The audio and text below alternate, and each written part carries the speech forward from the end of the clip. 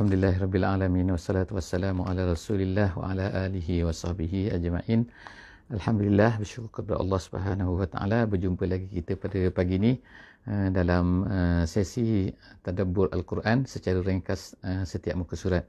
Alhamdulillah, hari ini kita akan bersama-sama di muka surat 550 insya-Allah. Hari ini 11 hari bulan Jamadil Akhir tahun 1442 Hijriah bersamaan dengan 25 hari bulan Januari tahun 2021. Alhamdulillah, hari ini kita telah masuk ke muka surat yang kedua daripada surah Al-Mumtahanah insya-Allah.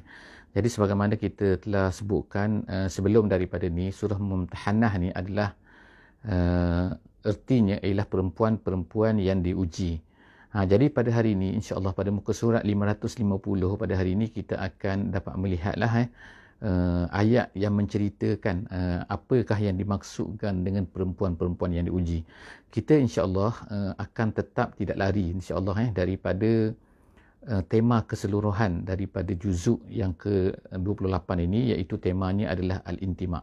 Allah Subhanahu Wa Taala nak ajar kita, nak memberitahu kepada kita bagaimanakah bentuk-bentuk perkara-perkara yang sepatutnya kita apply apabila kita ni nak menunjukkan intimat kita kepada Allah Subhanahu Wa Taala. Intimat kita kepada Islam, intimat kita kepada Allah mestilah dicernakan, ditunjukkan dalam beberapa bentuk. Di antara bentuk-bentuknya ialah apa yang Allah Subhanahu Wa Taala ceritakan di dalam surah Al-Mumtahanah ini.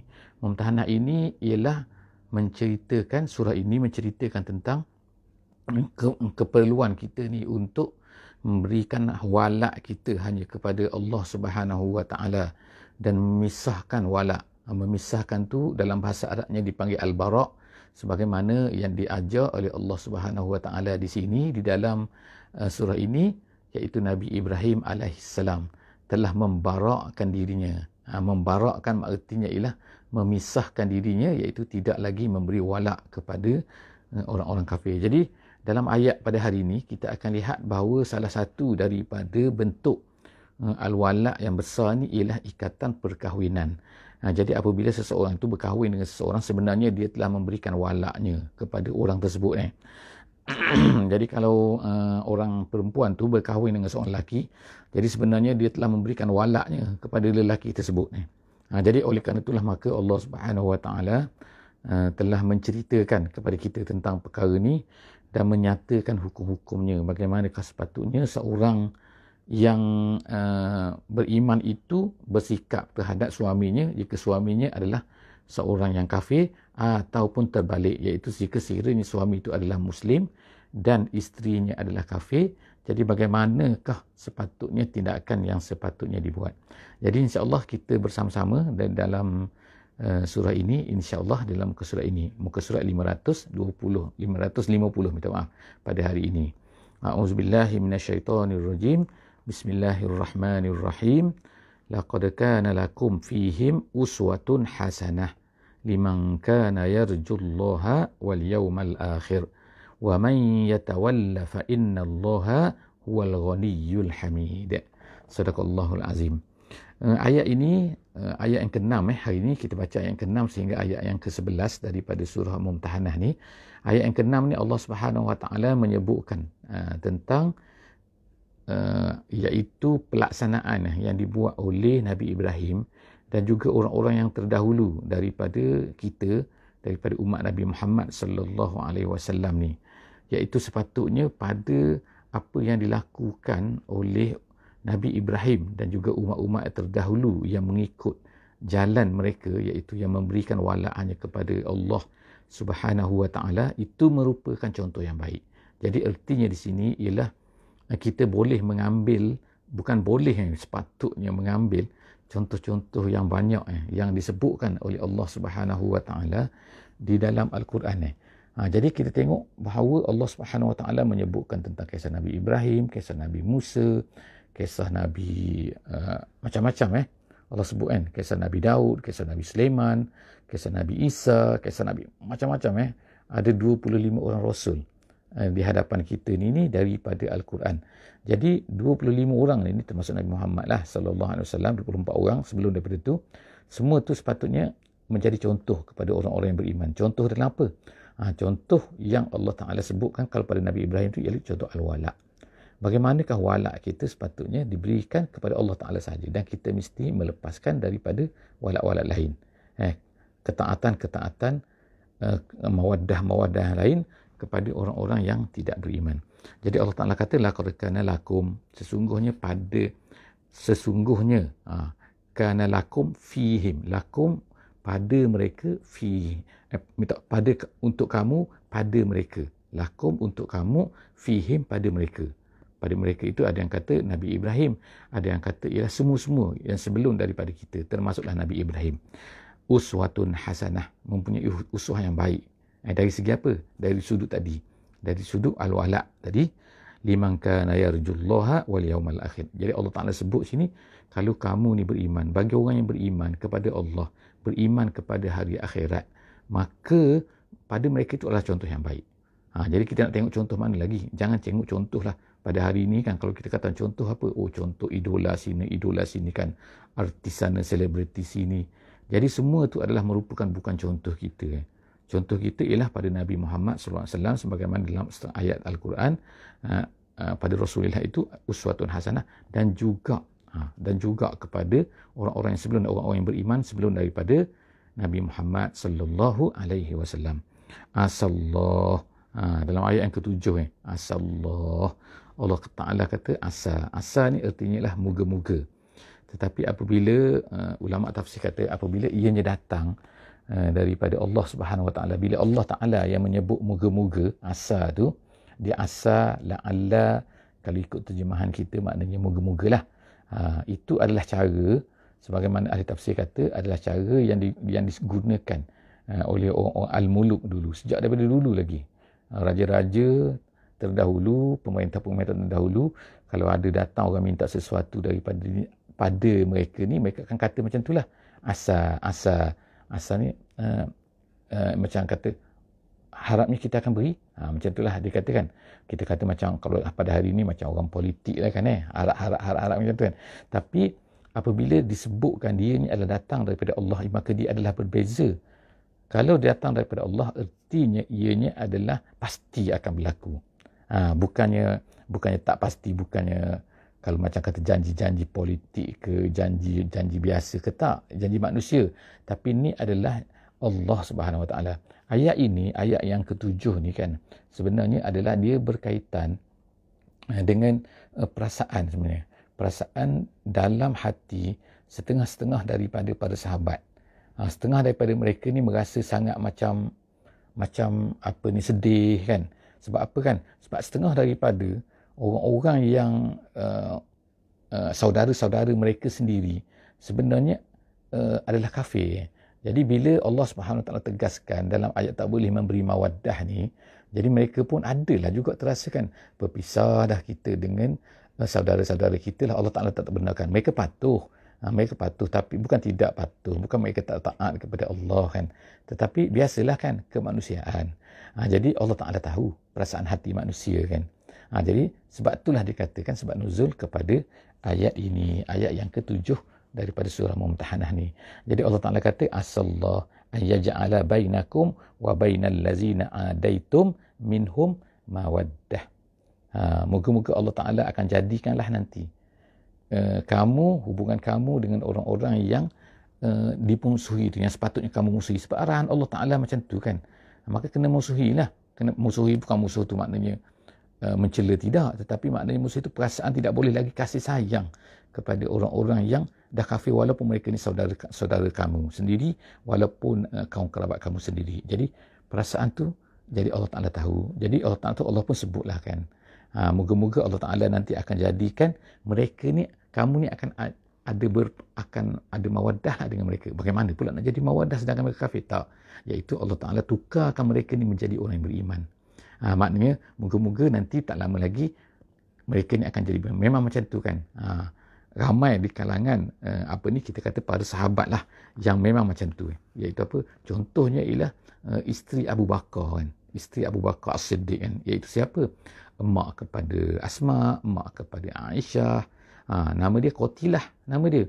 Dia ni memang kafir kan pada awalnya, tapi akhirnya dia masuk Islam lah kan. Tapi nak ceritanya ialah dia ni jadi takkanlah itu mak kita kan. Aisyah rasa itu mak kita, Asma kata itu mak kita kan. Jadi sekarang dah tak boleh dah. Allah Ta'ala putuskan. Itu arahan Allah, mesti dipatuhi. Tak boleh ada perasaan-perasaan lagi. Tapi of course oleh kerana dia manusia, jadi Allah Ta'ala pun sebutlah ni untuk menyenangkan hati, untuk menjadi hiburan kepada orang beriman. Allah Ta'ala kata dia akan menjadikan, moga-moga Allah Ta'ala akan jadikan mereka ni akan jadi beriman selepas daripada ni masuk Islam, dan kemudian kamu tak ada masalah lah, kamu boleh bermawaddah lah dengan mereka.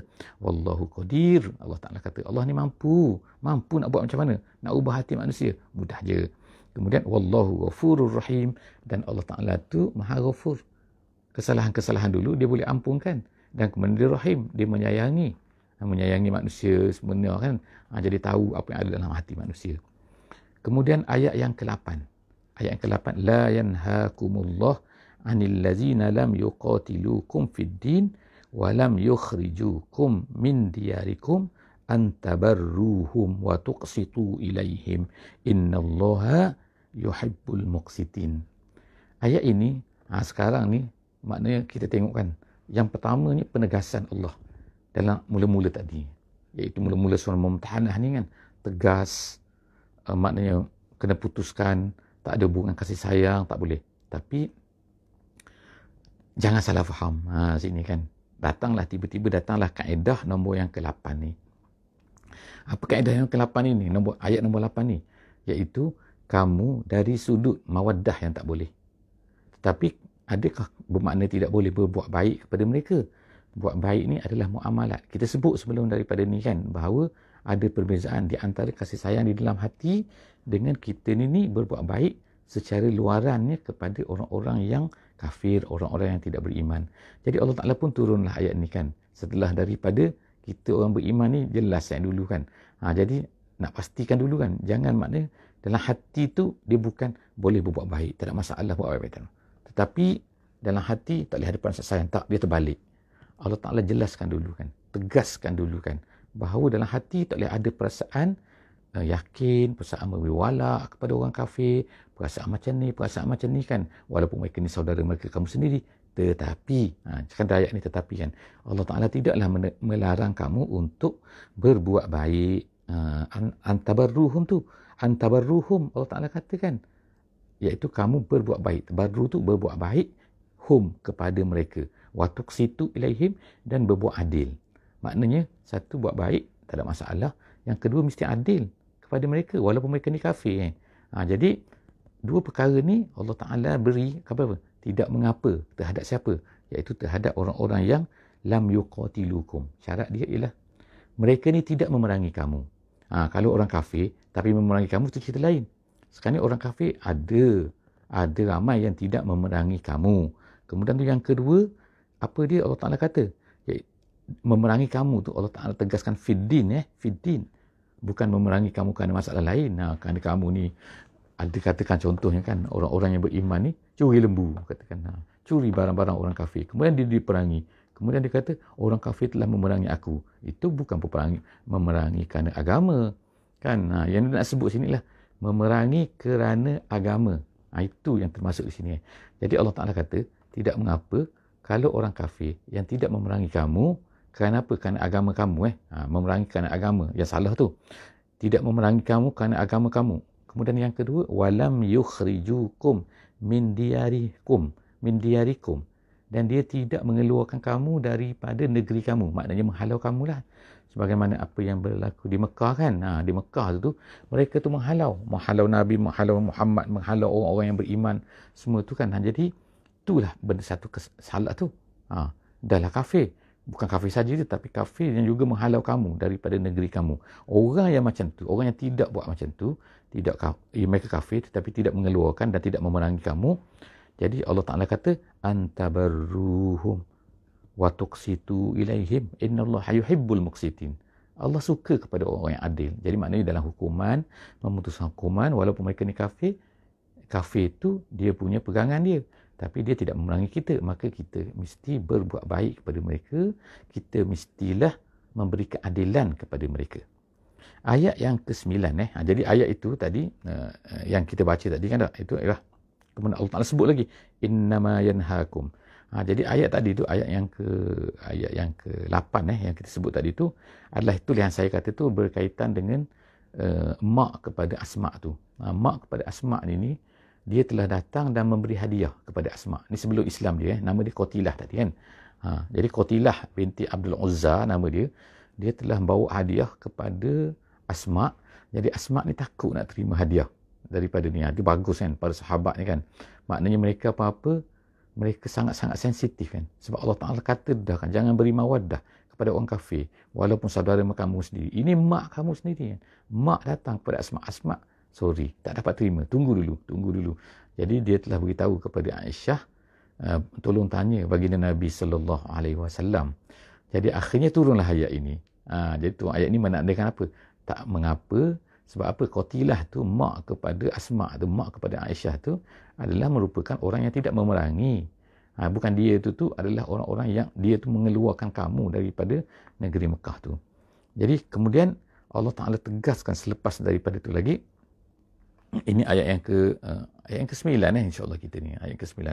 Ada satu lagi sebenarnya, ada berapa lagi lah yang menyertakan sebab-sebab nuzul yang ke-8 ni. Antaranya dikatakan bahawa ada beberapa kabilah telah datang berjumpa dengan Nabi sallallahu alaihi wasallam. Jadi boleh tak buat baik mereka ni kabilah yang kafir tapi nak datang buat baik. Jadi akhirnya turunlah ayat ini menceritakan bahawa tak mengapa untuk berbuat baik kepada orang-orang kafir ni. Dan ada yang kata juga sebab nuzul kepada ayat yang ke-8 ni adalah kerana ada orang-orang yang beriman tapi mereka ni tak nak berhijrah. Mereka tinggal di Mekah tu. Tapi beriman. Jadi boleh tak? Jadi boleh tak untuk berbuat baik? Jadi jawapan dia ialah boleh. Okey, jadi yang ke-9 ayat ke-9. Innama yanhakum. Jadi Allah Ta'ala sebutlah sini. Apakah yang tak boleh buat baik ni? Yang kita tak boleh buat baik kepada mereka. Jadi Allah Ta'ala kata, sesungguhnya Allah Ta'ala melarang kamu ni, anil lazina qatalukum fid din. Nombor satunya, yang kita disuruh tak boleh buat baik kepada mereka ni. Yang pertama ialah orang-orang yang memerangi kita. Memerangi orang yang beriman kan agama mereka. Dan kemudian yang kedua, wa akhrajukum, mengeluarkan, makna menghalau kamu daripada negeri kamu, min diyarikum. Kemudian wazaharu ala ikhrajikum. Kemudian tu juga golongan sifat yang ketiga ya, kemungkinan juga mereka ni kafir. Mereka tidak memerangi, mereka tidak menghalau, tapi mereka membantu. Membantu untuk menghalau pun tak boleh juga Allah Ta'ala katakan. Iaitu Zoharu tu maknanya ialah orang-orang yang membantu. Membantu siapa? Membantu orang-orang kafir yang nak mengeluarkan kamu, nak menghalau kamu. Sama ada mereka diam ke, sama ada mereka buat promosi ke, memberi tandakan sokongan ke, dalam surat khabar ke, contohlah kan. Itu adalah tanda-tanda yang membantu. Jadi kalau orang mempunyai 3 sifat tu, sama ada dia ni memenangi kamu, sama ada mereka ni mengeluarkan kamu, ataupun mereka ni membantu untuk menghalau kamu daripada negeri kamu, antawallauhum. Allah Ta'ala kata, kamu memberi wilayah kepada mereka. Orang macam tu tak boleh kamu tawallauhum. Kamu memberi wilayah, kamu berbaik-baik, kamu merasai ada hubungan, kamu merasai mereka ni sebahagian daripada kita, itu tak boleh. Itu yang tak boleh. Jenis macam tu. Wa man yatawallahum. Allah Ta'ala beri amaran. Kalau sesiapa yang masih lagi memberi walak, memberi kasih sayang, memberi perasaan kepada mereka itu, waman yatawallahum faulaika humuz zalimun. Itulah orang-orang yang zalim. Orang iman, orang beriman, tapi dia zalim. Sebab apa? Sebab dia tidak menurut perintah Allah Subhanahu Wa Taala. Jadi orang yang tak ikut perintah Allah, dia ni zalim. Bukan zalim ni maknanya orang yang menyeksa orang, orang yang membuli orang kan, orang ambil harta orang kan, merampas harta orang. Itu bukan itu saja yang zalim. Yang zalim ni apabila yatawalla, orang kafir pun memberi walak kepada orang kafir pun, sebenarnya itu pun adalah Allah Taala kata humuz zalimun. Sekarang kita masuk kepada ayat yang ke-10. Ayat 10 ni lah kita kata ayat yang menceritakan tentang mumtahanah. Mumtahanah. Jadi apa dia? Iaitu apa yang terjadi ada di kalangan perempuan-perempuan sekarang ini, dikatakan oleh majoriti ulama lah, iaitu kan ianya berlaku selepas daripada perjanjian Hudaibiyah. Salah satu daripada perkara yang berlaku dalam Hudaibiyah ni, perjanjian di antara Nabi SAW dengan orang-orang kafir Quraisy Mekah kan. Antara isi perjanjiannya ialah kalaulah mana-mana orang yang datang daripada Mekah kemudian lari kepada kamu, wahai Muhammad, maka menjadi kewajipan kamu untuk mengembalikan mereka itu semula ke Mekah. Itu di antara konten, isi syarat perjanjian tu. Maknanya kalau Muhammad mesti melaksanakan syarat ini dan orang kafir Quraisy pun melaksanakan syarat ini. Syarat dia apa? Kalau ada orang kafir Quraisy, orang daripada Mekah pergi kepada Muhammad, maka Muhammad mesti mengembalikan mereka ini semula kepada Mekah. Tetapi kalau sebaliknya tidak. Kalau seorang daripada Madinah lari ke Mekah, maka mereka tak diwajibkan mengembalikan orang itu semula ke Madinah. Jadi itu di antara syarat lah kan. Jadi selepas daripada tu, diceritakan bahawa selepas daripada peristiwa itu tiba-tiba apa kan? Ketika dikatakan maknanya seolah-olah sangat-sangat baru lagi. Macam dakwah tu belum kering lagi. Penulis tiba-tiba datanglah. Datanglah siapa? Seorang yang bernama Sa'idah ibnu Al-Harith. Sa'idah ibnu Al-Harith Islamiyah ini, dia lari daripada suami dia. Dia beriman, jadi dia tahu ni, jadi dia lari daripada suami dia pergi kepada Nabi SAW. Jadi datanglah orang Mekah ni datang nak ambil dia balik. Mintalah tu. Dia tu lari, Sa'idah tu lari. Sekarang ni kena kembalikan. Bukankah perjanjian tadi kita baru buat? Iaitu apa? Kalau siapa-siapa yang lari daripada Mekah pergi kepada kamu, wahai Muhammad, lari nak kamu, maka hendaklah kamu kembalikan. Jadi adakah Nabi kembalikan dia semula kepada orang kafir? Jawapan dia tidak. Apa kata Nabi? Tengok balik perjanjian. Dalam perjanjian tu dikatakan ialah lelaki. Baru kita perasankan. Sebelum ni kita ingat, tak. Kita ingat siapa-siapa, tak. Sebenarnya dalam isi perjanjian tu ialah lelaki. Dia tak mention lelaki, tapi penggunaan perkataan huruf semua tu menunjukkan bahawa dia adalah lelaki. Dah terkena dah sekarang ni kan. Jadi orang kafir Quraisy tak boleh nak buat apa dah. Sekarang sebab apa? Sa'idah ni perempuan. Jadi Sa'idah ni lari. Jadi maknanya tak boleh tetapi Allah Subhanahu Wa Taala bukan sekadar tu saja, tetapi Allah Subhanahu Wa Taala suruh test dulu. Test perempuan tu. Jadi itu satu cerita lah kan. Ada pendapat lain lagi bahawa perempuan itu yang lari itu adalah Ummu Kulthum. Ada yang kata Ummu Kulthum, nama dia Ummu Kulthum binti Uqbah. Tapi itu adalah dikatakan banyak riwayat lah kan. Ada kata riwayat macam ni, ada kata riwayat macam ni kan. Tapi maknanya semua riwayat tu dikatakan ialah kerana orang yang berbeza-beza kan yang berlaku, dan dikatakan ada orang lain lagi. Tapi tak apalah kita kan. Jadi kita lihat di sini kan, dalam ayat ini menunjukkan apa? Yang pertama sekali ialah Allah Ta'ala menyuruh orang Nabi SAW ni supaya menguji. Jadi apakah konten ujian tu? Konten ujian tu dikatakan oleh Ibnu Abbas, dia kata ada 3. 3 apa? Iaitu 3 soalan akan ditanya dan disuruh bersumpah. Iaitu yang pertama, awak lari ni awak benci kepada suami kah? Itu yang pertama kan. Kalau dia bersumpah, dia kata tidak. Aku lari bukan kerana aku ni benci pada suami aku. Yang kedua, adakah kamu lari ni kerana kamu benci Mekah? Kamu tak suka Mekah dan kamu nak lari daripada Mekah? Itu yang kedua. Maknanya benci Mekah tak tahulah kan cuaca tak bagus ke ataupun apa-apalah. Di Madinah lebih panas, lebih sejuk ke dan sebagainya. Ada banyak pokok. Wallahu a'lam bissawab. Tapi bila bersumpah, dia kata aku lari bukan kerana benci kepada Mekah. Yang ketiga, adakah sesuatu kamu ni nak dunia? Kerana apa-apalah kan, nak harta, nak apa, ada janji-janji ke, orang nak kahwin dengan kamu ke, apa-apa dunia lah kan. Jadi perempuan tu kena bersumpah tidak. Jadi apabila telah dites macam tu dan dikata apa itu, iaitu berlakulah zon qawi ataupun ghalabatu zon. Ghalabatu zon ni ialah maknanya bukanlah 100% yakin, tapi dekat-dekat nak yakin, dekat-dekat nak yakin jadi itu nama dia ghalabatu zon ataupun zon qawi. Maka apabila keadaan itu berlaku, maka disuruh oleh Allah Subhanahu Wa Taala jangan kembalikan mereka semula kepada orang-orang kafir. Jadi apabila dah tak kembalikan kepada orang kafir itu, apa dia yang kena buat? Jadi kita baca sama-sama tengok kan. Apa yang Allah Ta'ala kata kat sini. Wahai orang yang beriman, iza ja'akumul mu'minat, apabila datang orang mukminat, dia tu dah beriman, muhajirat, dia lari daripada sana kan. Famtahinuhunna, maka hendaklah kamu test dia. Lepas tu Allahu a'lamu bi imanihim.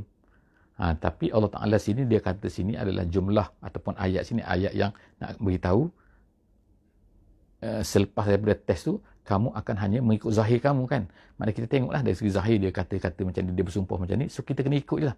Tapi hakikatnya iman dia tu Allah Ta'ala lebih tahu. Tapi itu terserah kepada Allah Subhanahu Wa Ta'ala. Fa in alimtumuhunna mu'minat, bila dah jelas dah, kamu tahu dah dia dah bersumpah semua, selepas daripada test tu kamu tahu dia ni beriman, fala tarji'uhunna ilal kuffar, jangan kamu kembalikan dia. Maknanya di sini dalam ayat ni menunjukkan apa? Ulama kata dari segi hukumnya ialah terbatallah sejak daripada ini, ayat ni, terbatallah perkahwinan di antara seorang yang beriman dengan seorang yang kafir. Seorang beriman dengan seorang kafir. Artinya sini bukan zimmi lah ni. Kalau perempuan tu beriman, mukminat, maka dia tidak boleh kahwin dengan orang-orang musyrik. Terbatal perkahwinan di sini. Dalam ayat ni. Dan begitu jugalah terbalik. Selepas daripada ni kita akan tengok. Jadi Allah Ta'ala kata, lahunna hillul lahum. Tidak adalah lahunna hillul lahum. Mereka ni tak halal lagi kepada orang kafir itu. Kemudian walahum yahilluna lahunna. Dan mereka, orang-orang musyrik juga, tidak halal untuk kahwin dengan orang-orang perempuan ni. Wa atuhum ma anfaqu. Jadi kemudian apa dia? Tindakan dia ialah selepas itu, wa atuhum, berikanlah balik, beri balik mas kahwin yang telah dibayar kepada perempuan tu. Jadi kalau perempuan tu dibayar dulu masa kahwin dulu katakan 1,000, jadi kena bagi balik 1,000. Jadi arahan Allah Subhanahu Wa Taala kan. Supaya apa? Supaya tak adalah orang kafir tu kehilangan isteri dan juga kehilangan mas kahwin kan. Manalah tahu kan tak? Mas kahwin tu mahal. Wallahu a'lam bissawab, tapi Allah Taala arahan macam tu. Beri balik mas kahwin mereka, ma anfaqu wala junaha alaikum. Dan tidak mengapa antangkihuhunna, maknanya orang lelaki selepas tu mukmin nak kahwin dengan perempuan yang lari tadi tu boleh. Tapi dengan syaratnya lah, iaitu syaratnya dah habis iddah dan sebagainya, boleh kahwin dah. Maknanya tak perlu lafaz cerai lagi pada orang kafir sana kan. Sebab apa? Kita dah bercerai. Itu Allah Taala kata wala junaha alaikum antangkihuhunna iza ataitumuhunna ujurahunna, bila kamu dah bayar mas kahwinnya. Gitu. Wala tumsiku bi'asamil kawafir. Asami itu ialah simpulan, simpulan ataupun ikatan. Wala tumsiku, ini arahan pula kepada orang-orang lelaki pula. Orang lelaki yang mempunyai isteri yang musyrik. Gitu kan. Contohnya ialah Sayyidina Umar radhiyallahu anhu. Umar ni dia ada 2 orang isteri yang musyrik. Dia ada banyak isteri lah. Of course lah kan, tak lebih daripada 4 lah. Tapi ada 2 orang isteri dia tu yang musyrik. Jadi apabila turunnya ayat ni, iaitu apa? Wala tumsiku bi'asamil kawafir. Kawafir tu kafir, kafirah, jamak, perkataan plural kepada kafirah, iaitu perempuan-perempuan kafir. Asami tu ialah ikatan. Jadi maknanya jangan kamu pegang lagi lah ikatan-ikatan dengan perempuan-perempuan kafir. Artinya, kalau kamu ada isteri perempuan-perempuan kafir, bermula daripada ayat ni, maka tercerailah. Jadi Umar pun menceraikanlah isteri dia, 2 isteri dia, dan begitu juga sahabat lain seperti Talhah juga menceraikan isterinya yang kafir. Wala tumsiku bi asamil kawafir was'alu ma anfaqtum, dan kamu boleh minta balik apa yang kamu bayar mas kahwinnya. Kalau dapat lah kalau tak dapat nak macam mana kan. Wal yas'alu ma anfaqu, dan mintalah apa yang mereka berikan mas kahwin mereka. Wal zalikum hukmullah. Semua itu adalah hukum Allah Subhanahu Wa Taala. Mana ketetapan Allah Subhanahu Wa Taala, yahkumu bainakum wallahu alimun hakim. Tapi selepas daripada itu ada ayat yang ke-11, ayat yang terakhir lah pada pagi ni, iaitu Allah Taala kata wa in fatakum syai'un min azwajikum ilal kuffar fa'aqabtum fa'atul ladzina zahabat azwajuhum mislama anfaqu wattaqullaha allazi antum bihi mu'minun. Jadi dalam ayat yang terakhir ni,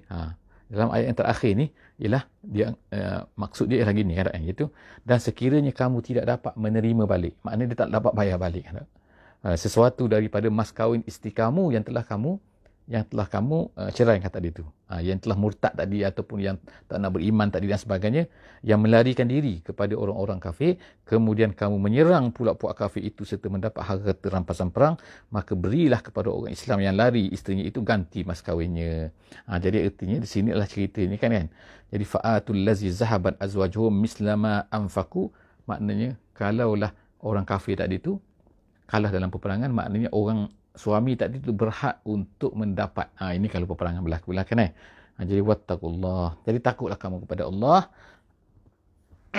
Antum allazi antum bihi mu'minun, yang mana kamu semua beriman kepadanya. Jadi setakat itulah saja untuk sesi kita di muka surat 550 ini. InsyaAllah akan datang kita bersambung lagi di muka surat 551 insyaAllah. Aku qauli hadza wa astaghfirullahalazim li wa lakum. InsyaAllah jangan lupa untuk berkongsi dengan kawan-kawan semua insyaAllah dalam letakkan link kita ni insyaAllah di dalam seperti biasa di dalam semua Facebook antum, you all, sahabat-sahabat semua punya IG, sahabat-sahabat punya WhatsApp group dan sebagainya, letakkan link kita ni insyaAllah. Moga-moga Allah Ta'ala akan beri pahala kepada kita dengan usaha kita yang sedikit itu. Wallahu a'lam bissawab. Wassalamualaikum warahmatullahi wabarakatuh.